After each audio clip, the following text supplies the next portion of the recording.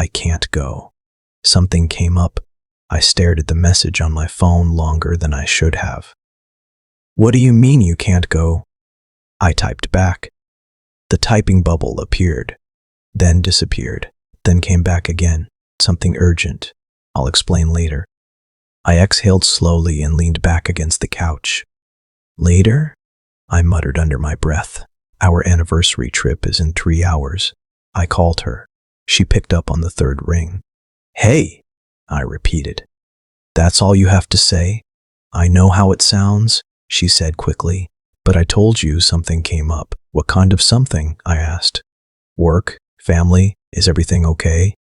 There was a pause. It's complicated. I sat up straight.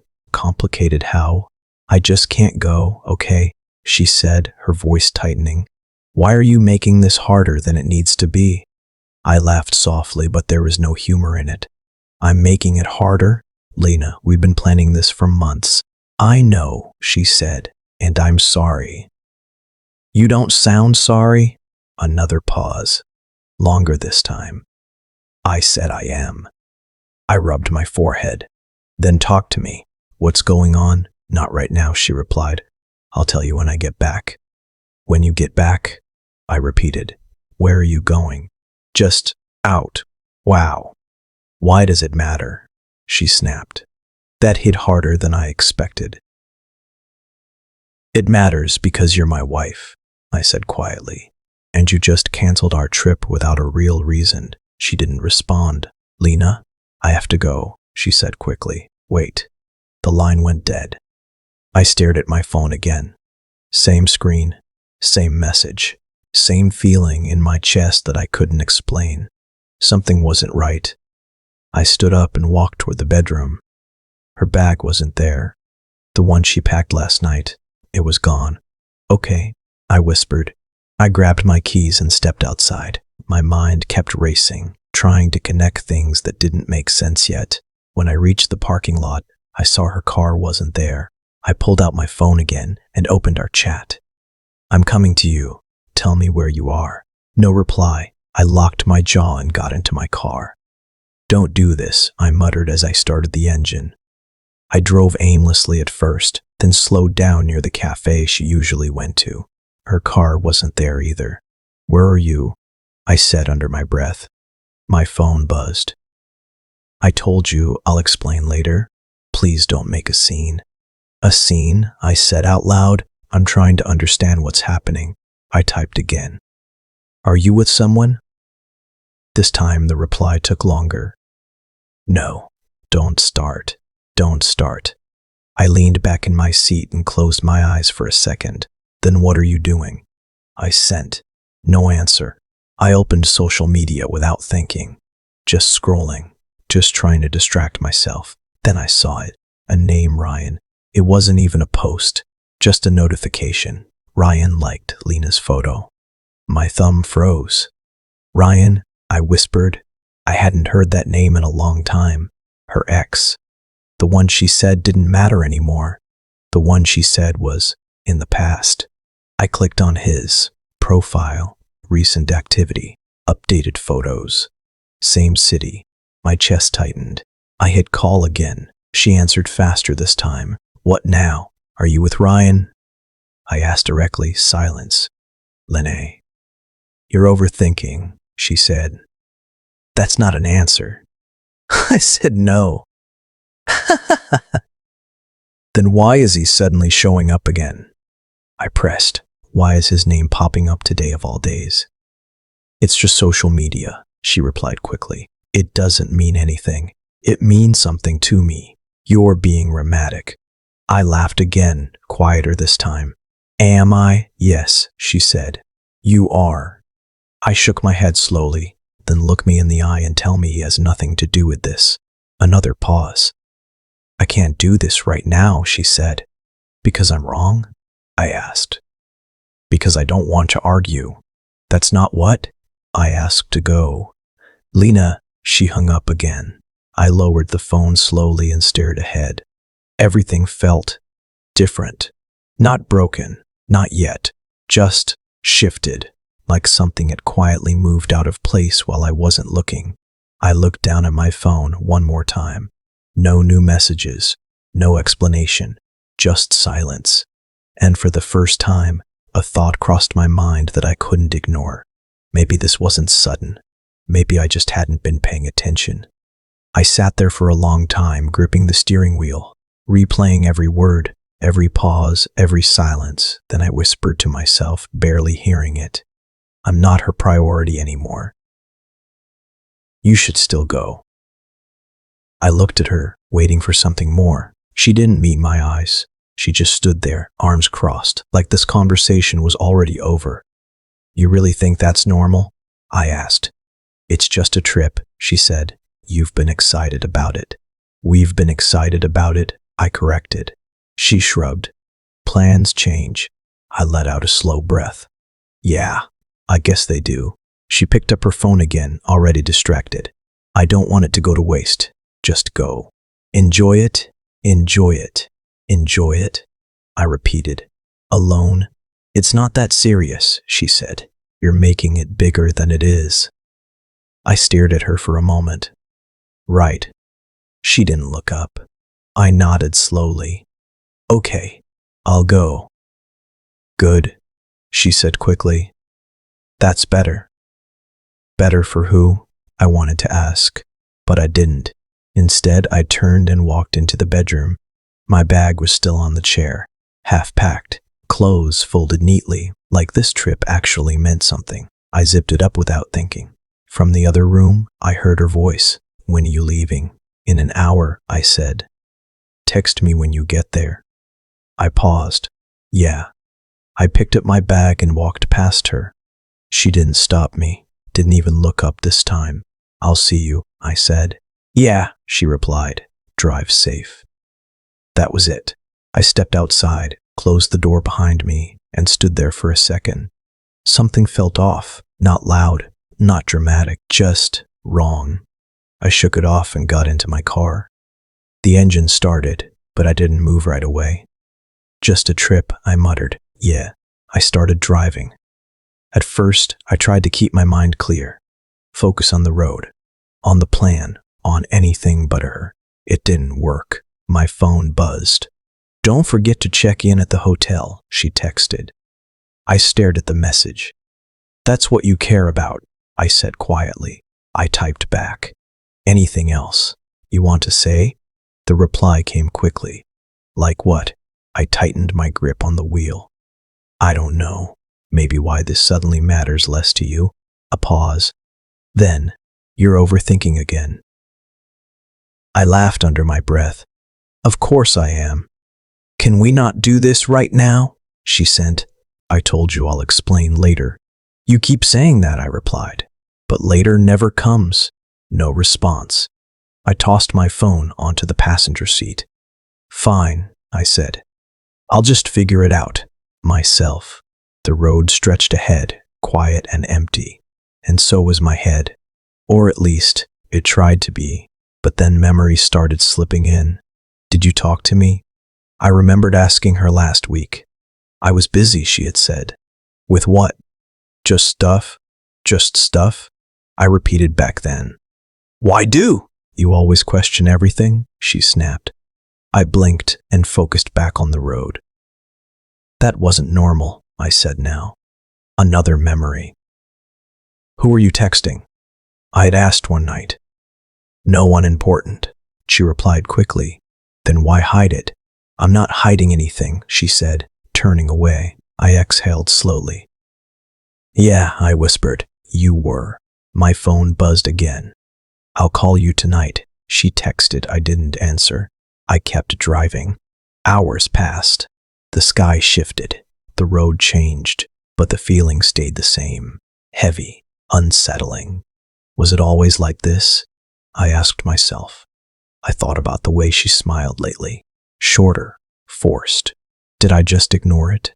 I said. Another buzz. Are you okay? She asked. I looked at the message and shook my head. Now you're asking? I typed. I'm fine. Then I added, you don't have to call. The reply came slower this time. Okay. That one word hit harder than I expected. No argument, no push, just, okay. I dropped the phone again. That's it, I said. That's all I get? Silence answered me. I kept driving until the city came into view. The hotel lights were bright, clean, perfect. Just like everything was supposed to be. I parked and sat there for a moment. This was our trip, I said quietly. Then I corrected myself. No, it was mine. I grabbed my bag and stepped out. Inside, the receptionist smiled. Checking in. Yeah, I said. Just you? I hesitated for a second. Then I nodded. Yeah, just me. She handed me the key. Room 314. Enjoy your stay. Thanks, I said. I took the elevator up, opened the door, and stepped inside. The room was quiet. Too quiet. I dropped my bag on the floor and looked around. 2 glasses, 1 bed, 1 empty side. I sat down slowly. This wasn't supposed to be like this, I said. No. Answer, just silence again. I leaned back and stared at the ceiling. Then I whispered, almost without thinking, maybe it's been like this for a while, and I just didn't see it. I opened my phone without thinking, social media just scrolling, a habit, a distraction. Then I froze her face. His face, smiling, laughing. Exactly how they used to be. I blinked again. My stomach dropped. Is this real? I whispered to myself. I tapped the screen, zoomed in. Lena, Ryan, together, alive, present, not a memory, not a ghost. I called her immediately. No answer. I tried again. Ring. Voicemail. I texted. No reply. What the hell is going on? I muttered, voice shaking. Minutes passed. I sat on the edge of the bed. My hands trembled. Finally, her name lit up my screen. She responded. I can explain, she said. I didn't reply. Lena, I typed, deleted, typed again. Nothing felt right. It's complicated, she finally wrote. Complicated? I asked aloud. Or convenient? She didn't respond immediately. Then, I didn't mean for you to find out like this, she texted. I didn't want to find out at all, I replied, words sharper than I intended. I just ran into Ryan. It's not what you think, she typed. I laughed bitterly. Not what I think. I see you laughing with him. She didn't reply. I called again. Straight to voicemail, I texted, Are you with him? Another pause. I said I can explain. I don't want an explanation. I want honesty, I replied. Honest? She typed quickly. I'm being honest. You smiling with him doesn't feel honest, I sent. Her reply came slower this time.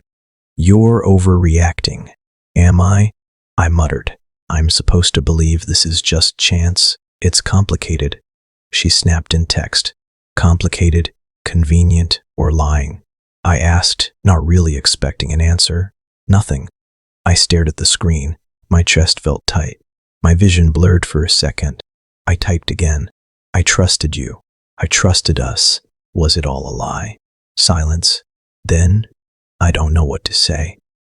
I whispered, voice breaking. Of course you don't. Because you're not sorry.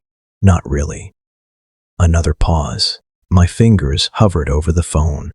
I never wanted to hurt you, she wrote finally. You already did. I typed back immediately. There was nothing left to argue, nothing left to fix. I sat back, staring at the ceiling, trying to breathe, trying to understand how someone could be so close one moment and so distant the next. I thought about our life, every laugh, every touch, every plan. Was any of it real? I whispered. Her messages popped up again. Please don't overthink. Overthink? I muttered. I'm seeing it with my own eyes. She didn't reply.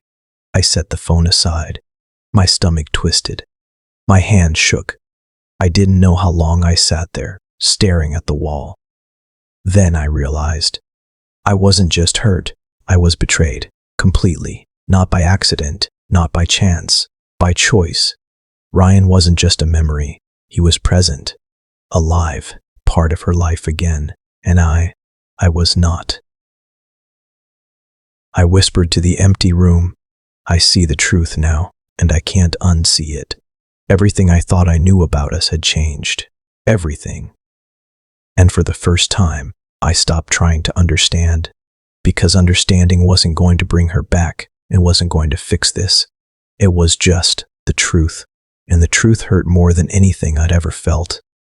I sit on the edge of the hotel bed, hands clasped together, staring at the floor. The silence presses in, louder than any argument we ever had. Were you ever really here with me? I whispered to myself.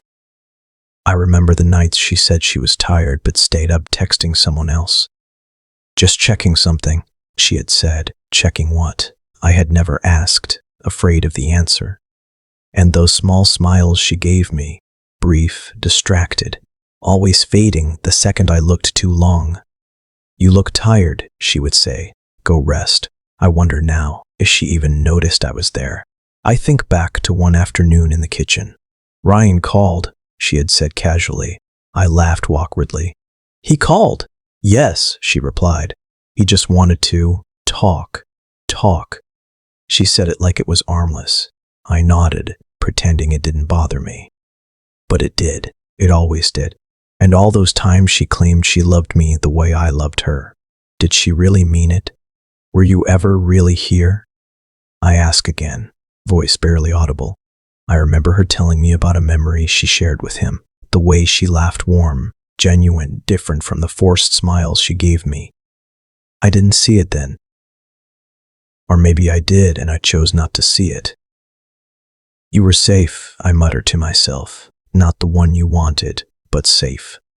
I replay conversations in my head, each word twisting now, taking on new meaning. You'll be fine without him, she had said to him once. I didn't know she meant me. I feel the weight of it all pressing down. The betrayal isn't sudden. It's been growing quietly, like a shadow in the corner I refused to notice. I was just convenient, I whisper. I shake my head and stand, pacing slowly across the room. The chair she sat in last night, the mug she used for tea, even the clothes she left behind. It all feels like evidence of a life that wasn't mine, a love that was borrowed. I pick up my phone and scroll through old texts, old photos. I see her smile, but now it looks different. Staged, hollow. Did you ever think of me the way I thought of you? I ask the empty room. No answer. Only the hum of the air conditioning. I sink back onto the bed, head in my hands. I loved you, I whisper, and maybe you loved me too, but not the way I needed. Each memory cuts a little deeper, each word, each laugh, each touch, every trace of warmth now carries a sting. I remember the morning she said she was making breakfast for us. Do you want pancakes or eggs? She asked. Pancakes, I said. She smiled, but her eyes were distant. I didn't notice it then. I notice it now. All those moments I cherished. The dinners, the weekend trips, the quiet talks. Maybe they weren't real. Maybe they were rehearsed, convenient, safe. And I didn't see it, I whisper. I let myself believe it was real. I sit back, letting the silence wrap around me. The weight is heavy, suffocating, but clarity begins to form. I realize now what our marriage really was. Not love, not trust, not partnership. Just a story we both told ourselves until the truth caught up. And that truth is sharp, bitter, and impossible to ignore. I see it now, I say quietly, voice steady despite the ache. I was never enough. My phone rang. I didn't recognize the number at first. Then I saw her name, Lena. I hesitated before answering. Hello? I said, my voice steady but tight. We need to talk, she said immediately. I already knew. About what? I asked. About us, she replied. Us? I repeated. You mean what's left of it? She sighed. I didn't want to hurt you like this. Clearly, I muttered, voice low. Clearly you did. There was a pause. I could hear her breathing, quick, shallow. It wasn't supposed to happen, she said. I know, I replied quietly, but it did. I met Ryan by accident, she said almost too quickly. By accident? I echoed, tone rising just enough. You run into your ex by accident and suddenly our anniversary trip doesn't matter? It wasn't planned, she insisted. I swear. Then explain the pictures, I said, clutching my phone, smiling, laughing like nothing else existed. Another pause. Silence. You don't understand, she finally whispered. Try me, I said. I'm listening. I still have feelings, she admitted. Her voice trembled. I didn't mean for it to be like this. I felt something inside me click shut. Slowly, silently. I think you did, I replied, each word deliberate. There was no retort, just silence, the kind that fills every corner of a room, heavy and suffocating. I didn't mean for this to happen, she said again. Right, I said softly, almost to myself. I'm sure it was an accident. Her voice cracked. I didn't plan to hurt you. I love you in my own way, but I held the phone tighter. But what? I didn't mean for this to happen, she repeated, her voice weak now. I know, I said. You didn't mean it, and yet it happened. Please don't say things you'll regret, she pleaded. I'm not, I said quietly. I'm just accepting reality. I'm just accepting reality. You can't, she whispered. I want to fix this. You can't fix what's already broken, I said. But no, I cut in gently. We can't. Another pause. I could hear her trying to collect herself, trying to find words that would undo what was done. It was never supposed to be like this, she said finally. I know, I replied. It wasn't supposed to be like this for me either. I closed my eyes, tried to steady the storm inside. Every memory, every promise, every smile, they all felt empty now. You're breaking me, she whispered. I'm already broken, I said. I'm just realizing it now. I can make it right, she said, desperation creeping in. No, I said. It's too late. There was silence for a moment. Then, I love you, she said softly. I didn't answer immediately, not because I didn't hear her, but because I had to hear myself too. I loved you too, I said finally, but love isn't enough anymore. She didn't respond. I think we should end this, I said quietly. The line was silent. I could almost hear her sobbing. Goodbye, I added, and then I hung up. The room felt colder. The hotel bed beneath me felt too big. The air around me heavy. I set the phone down, staring at the screen. No new messages, no calls, just quiet. And for the first time in months, I wasn't reaching out. I wasn't waiting. I wasn't hoping. I was alone. And in that silence, I understood. I didn't need anyone else to define me anymore. The trip, the hotel, the empty room, it all felt like it was mine now. Not hers, not anyone else's, just mine. I lay back, staring at the ceiling, repeating softly to myself, it's over. Finally, it's really over. Days passed, then weeks. I stayed longer than I planned, alone. At first, it felt like running away. I walked the streets, sat in cafes, wandered aimlessly. Every corner reminded me of her absence. Another coffee? The barista asked. I nodded without looking up. I checked my phone, half expecting a message. Nothing. No explanation, no apology, no contact, just silence. I shook my head. Good, I muttered, maybe I need this. I started small routines. Morning runs along the boardwalk, breakfast at the same cafe, journaling in the evenings. I forced myself to think clearly, to see life without her influence. One afternoon, I met someone at the library. He was leaning over a map, backpack at his feet. Lost? I asked, curiosity cutting through my haze. He laughed. Depends on your definition of lost. True, I said quietly. I'm trying to find something. He smiled. We all are. His name was Marcus. He asked questions I hadn't expected. Why are you still holding on to someone who let go first? The words hit harder than any text or call ever did. I don't know, I admitted. I guess I thought I could fix it. Thought it was temporary. Marcus shook his head. Temporary never fixes permanent choices. You can't change their mind, only yours. I stayed silent, thinking about how often I had justified her choices, how I had ignored signs, made excuses. I don't know how to stop thinking about it, I finally said. You start by stopping thinking about her, Marcus replied simply. Start with yourself. I didn't respond immediately. The advice was simple, but it felt revolutionary. We spent the afternoon walking along the coast, talking about travels, plans, life. Not her, not Ryan, not the past. You're stronger than you think, he said, smiling. You just haven't tried yet. I nodded slowly. Maybe I haven't. That night, I wrote in my journal. Not about her, not about betrayal, about me, about routines, about the small victories I'd had today. I realized I hadn't felt peace in months, maybe years, and now, for the first time, it was possible. I cooked my own meals. I ran faster, further, without waiting for her reaction. I laughed at a joke I hadn't made with her. I made small decisions for myself. I started seeing my reflection differently in shop windows and mirrors. Not someone broken, not someone lost, someone capable.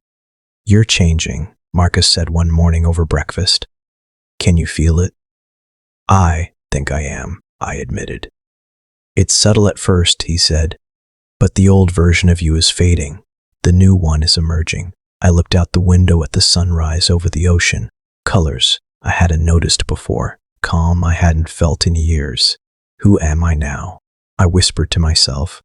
You're you, Marcus said, and you don't need anyone else to define that. I nodded, taking in the simplicity of the statement. It resonated deeply. The days stretched ahead, and I no longer felt the weight of waiting, no longer felt the sting of unanswered messages. I was building something new, something mine, alone but not lonely. And slowly, finally, I began to feel strong, not angry, not bitter, not sporate, strong, and maybe, just maybe, free. I was scrolling through my messages when something caught my eye, a notification I hadn't expected. Hey, I need to tell you something, it read, from someone I didn't recognize. I tapped it, a forwarded conversation from Lena's old phone backups, messages I wasn't supposed to see. Ryan wants to meet. Should I? One text read. My chest tightened. Another message. I'll just tell him I missed him. Nothing serious. Missed him? Nothing serious? I sat back, gripping my phone. My hands shook. I called her. No answer. I kept reading. Each message confirmed what I had started to suspect weeks ago. Lena had been in contact with him for months. Not just talking, planning. She didn't just leave, she replaced me. I whispered, voice barely audible. I scrolled further. I miss you today, she had written. I can't stop thinking about you. My stomach dropped. The betrayal wasn't new. It had been happening right under my nose. Every late text, every unexplained call, every time she seemed distant, it all made sense now. I leaned back in my chair. For a moment, the room spun. Then I felt something else. Not anger, not despair, clarity. I see it now, I whispered to myself. Everything. It wasn't sudden. It wasn't accidental. It was deliberate. I reread the texts. You're amazing, she wrote to him. I shouldn't have waited so long. The words cut, but instead of breaking me again, they sharpened something inside me. I typed a quick note to myself. This is not about her anymore. This is about me. I thought about all the nights I replayed arguments in my head, trying to figure out what I did wrong. Nothing I did mattered. She had already chosen him. Months ago, I closed my eyes. For a second, I let the pain wash over me. Then I exhaled. I realized I had a choice now. Do I let this destroy me, or do I use it to become stronger? I stood and walked to the window. The city lights flickered below. Control, I whispered. I take control of this.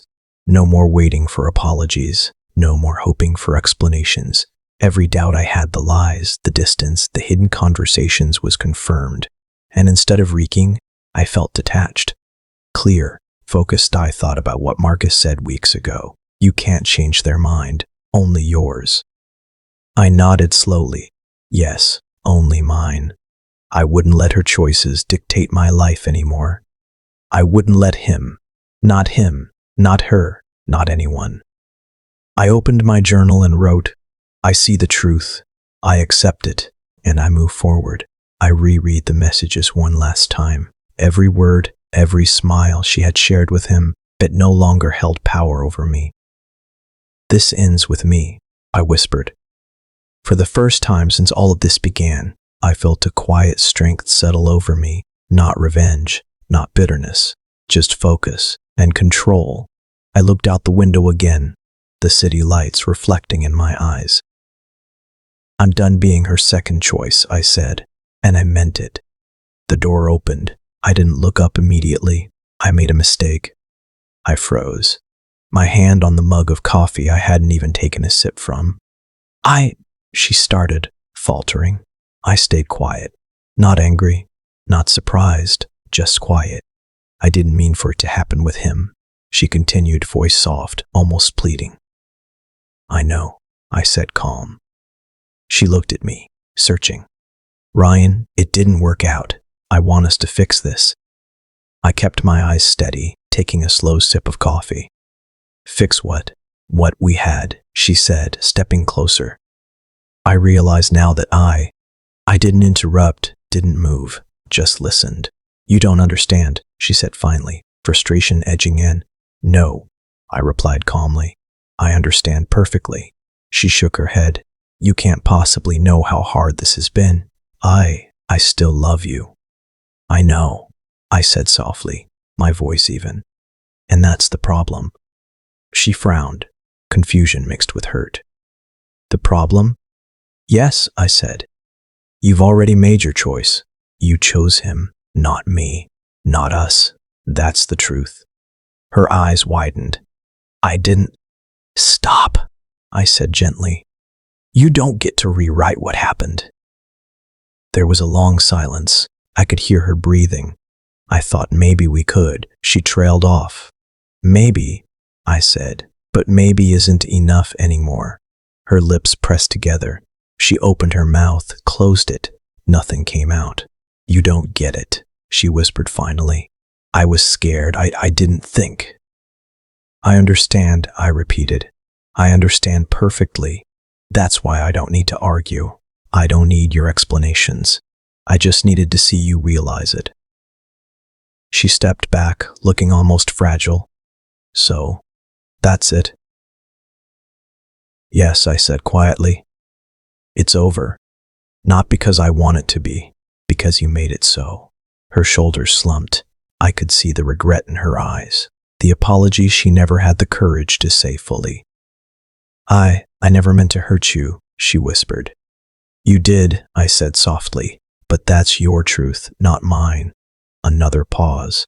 She swallowed hard, tears glinting in her eyes. I thought we could fix it, she said again. I shook my head slowly. Some things aren't fixed with words or intentions. Some things are gone the moment the choice is made. Her hands trembled slightly. And you're just walking away? I've been walking away for weeks, I said. This just makes it official. She looked at me like she didn't recognize the calm, steady voice in front of her. I'm done being second, I said. I'm done waiting for someone who already chose someone else. Her face fell. No argument, no protest, just silence. I hope you find what you're looking for, I said finally, and I hope it teaches you what you lost. She blinked, unable to speak. I turned away, walked to the door, and opened it. Goodbye, Lena, I said softly. The door closed behind me. The room was empty, and for the first time in months, I felt lighter. Not angry, not broken, just free. I inhaled, letting the air fill my lungs. She was gone, and so was the weight she carried into my life. I stepped outside, the sun warm on my face, and whispered to no one, "I finally understand what freedom feels like." She called me again. I want you to come back," she said. I paused. My hand hovered over the phone. My chest tightened. "To try again," she added softly. "To rebuild what we had," she said, almost pleading. I swallowed. My mind raced through memories, dinners, laughter, late-night talks. The life we shared flashed like old photographs. "Do you really mean it?" I asked finally. "Yes," she whispered. "I can make it right this time. I promise." I sat quietly staring at the wall. The temptation was there. I wouldn't deny it. Part of me wanted to hear that promise, wanted to believe it could be fixed. Then I remembered the messages, the lies, the hidden calls, the way she left me alone when it mattered most. "I went on that trip alone," I said slowly, voice firm. There was silence on the line, and I found something I didn't have before. "What?" she asked, confusion creeping in. "Myself," I said. A long pause. I could hear her breath, shallow, waiting. "You found yourself?" she asked, uncertain. "Yes," I repeated. "I realized I don't need anyone to define me, to validate me, or to fill space I already own." Her voice trembled. "But, us? We are what we were," I said quietly, "and that's enough for me to remember, not enough for me to stay." "You're leaving," she whispered. "I'm choosing me," I said firmly, "and that's not something I regret. But I love you," she said softly, almost broken. "I know," I replied, "and I loved you too, but love alone isn't enough when trust is gone, when choice was never mine." Another pause. The line felt heavy, filled with the weight of our shared past. "I don't hate you," I said. "Not anymore, but I can't stay where I'm not wanted fully." "You're right," she whispered finally. I should have realized sooner." "It's too late," I said gently, "for both of us." She said nothing, just silence. I took a deep breath, feeling the burden lift slightly. I wasn't angry. I wasn't bitter, just free. "I hope you find your happiness," I said softly. "And I hope you never forget what you had," she replied, quiet, resigned. "I won't," I said, "but I won't live in it either." I hung up. The room felt lighter, the air clearer. My chest wasn't tight anymore. I looked around at the hotel room I'd claimed as mine weeks ago. Every small routine I built, every morning run, every quiet evening alone. This trip once meant for two had taught me everything I needed. I smiled faintly, a quiet, self-assured smile. "I found myself," I whispered again, "and I won't let anyone take that away." I packed my journal, my small bag, and stepped toward the door. For the first time in months, I wasn't following anyone. I was walking forward fully, on my own, and it felt like freedom, like life, like me. I never returned home, not to her, not to that life. The plane landed, and I walked out into the sun, feeling it on my face in a way I hadn't for months. The city was unfamiliar, streets full of strangers, noises I didn't recognize, but it felt good, fresh, alive. I found an apartment small enough to manage alone, but large enough to feel like it was mine. I set routines. Morning coffee on the balcony, evening walks along streets that weren't ours, quiet dinners, books I wanted to read, music I loved. The silence that once hurt me now felt peaceful. I think about her sometimes. Her laugh, her voice, the way she used to say my name, but it doesn't hurt the same.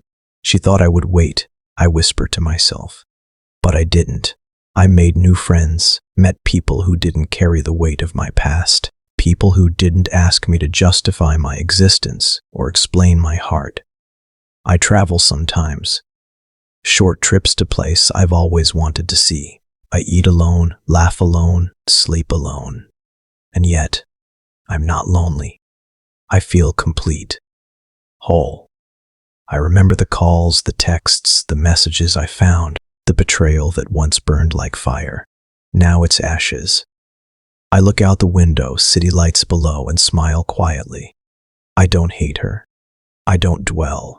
I just exist freely. She lost me the moment she chose someone else, I murmur, and that's enough. I sip my coffee and take in the morning air. I chose myself, and for the first time in a long time, I feel nothing but calm, no anger, no regrets, just life, just me. The past is behind me. The future is mine, and I never looked back.